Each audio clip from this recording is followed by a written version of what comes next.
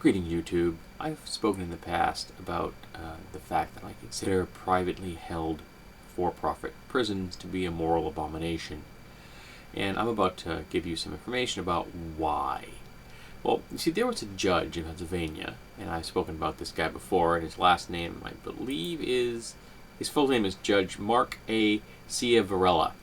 And he accepted bribes to send juveniles to a for-profit facility to the tune of $2.6 million. Apparently, only $1 million of that was returned after it was discovered that he was actually accepting bribes. And you think about that for a sec. A company paid a judge $2.6 million to funnel people into their for-profit prison. They must have been making huge amounts of money if they consider $2.6 million to be a small enough quantity that they can just pay it to someone to send them more clients. That's astounding, and I think one of the best reasons that we have for showing why we should not have for-profit prisons. But you see, he was actually finally found guilty for receiving bribes and sending people to prison that pretty much shouldn't have been sent there. And 4,000 cases were tossed out after this conviction. And he recently appealed that conviction, and it was tossed out. His lawyers are considering taking the appeal all the way to the Supreme Court, because currently he's looking at 28 years in prison, and at age 63, that's pretty much a life sentence. And I'm not really sure how I can emphasize this any further.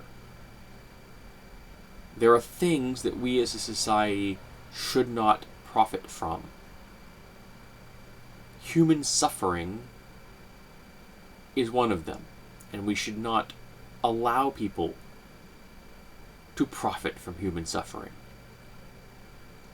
Healthcare is one, prisons another.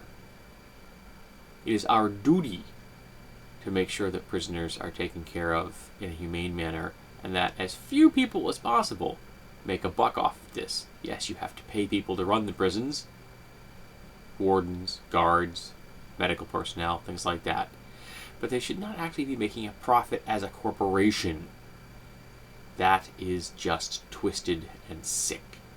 And it creates situations like this, where there is an incentive to bribe the legal system, because for them to make money, they have to keep pumping American citizens into those prisons.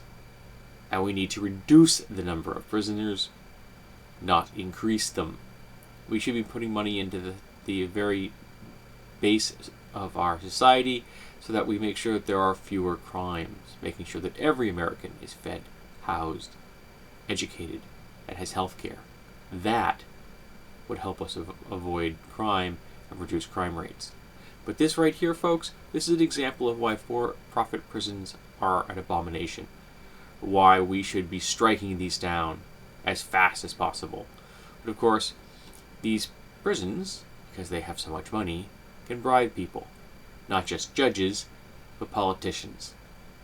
So I'm not really sure how we go about eliminating them. But I think it's something that we really have to do